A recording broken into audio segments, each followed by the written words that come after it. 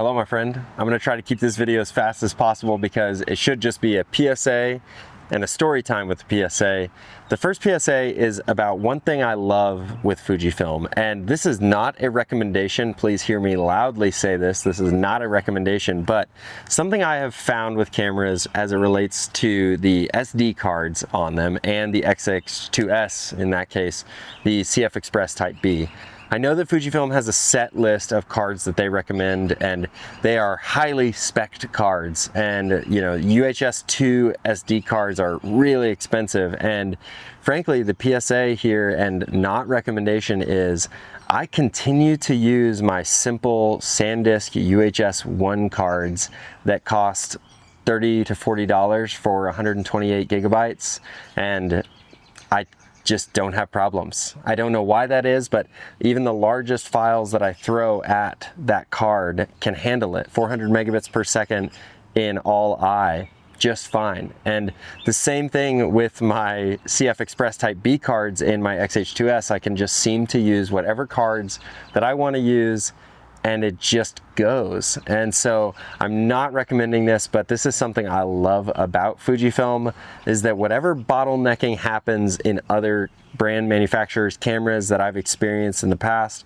Fujifilm doesn't. And I've never said this before, I've never posted this on my channel because I don't want it to sound like a recommendation, because I'm not recommending that you go buy the cheapest cards possible. However, it's been the case for me that at least with cards that are reputable, but on the cheaper end and the data rates don't say they can match the video rates, somehow Fujifilm is doing something in the card slots that just makes it work. And so that's my first PSA, and then a story time followed by a PSA. And I will try not to belabor the point. At a wedding last fall, I was recording, and right as, fortunately, the bride was beginning to drive a car, in a vintage car, up to the ceremony site to be dropped off for her entrance, my camera, my XH2S, said card error, cannot write. And I don't remember the exact warning, but it was something like that, and it wouldn't do anything. And so I immediately reached in my pocket, I grabbed my SD cards, which I always have more cards on me physically and batteries, especially at the start of a ceremony. And I start swapping stuff in, and I'm frantically, you know, trying not to panic. I'm frantically moving. I'm moving fast, but I'm trying not to panic.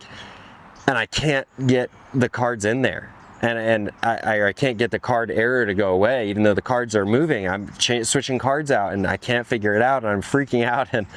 And I have no choice but to pick up this camera, the Fuji X-S20, and to grab this, start recording with it. And I recorded through the entire ceremony with the Fuji X-S20 because my XH2S was having this card reader error, and I've never encountered this before. Years of shooting with Fuji, I've never understood what I'm looking at, and I'd seen it talked about, but I'd never encountered it myself, and so I didn't take the warning seriously. And it was the 999 Fuji folder error. And so if you have not heard about this, I'm offering you the PSA now. Essentially, it deals with the fact that you need to format your cards when you have set your Fujifilm to renewing the card file storage system instead of continuously recording it. And so you never hit the 999 ceiling cap that then ends up inside of its own internal file system, capping out the recordings, because theoretically you hit a ceiling limit. And so anyway, there are videos about there. I'm going to link those down below, but this is me offering a PSA. One of my very, very favorite things about Fujifilm is that it seems like no matter what cards I put in this camera, it just records and it works. And I've not experienced that with other manufacturers, but the one quirk that I hate on the note of things pertaining to Fuji cameras recording is that weird and frustrating 999 continuous file errors that happen. So anyway, this is a little double PSA, one thing I love and one thing I hate about Fujifilm video. I hope that it's helpful for you.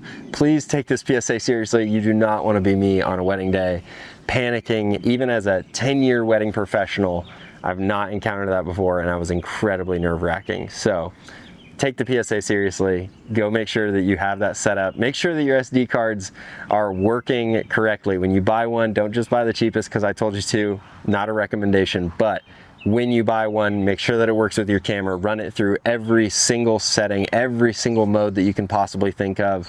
Make sure that you have thoroughly tested it before taking it out for a shoot, but give it a try. I hope this is helpful. Peace, friend.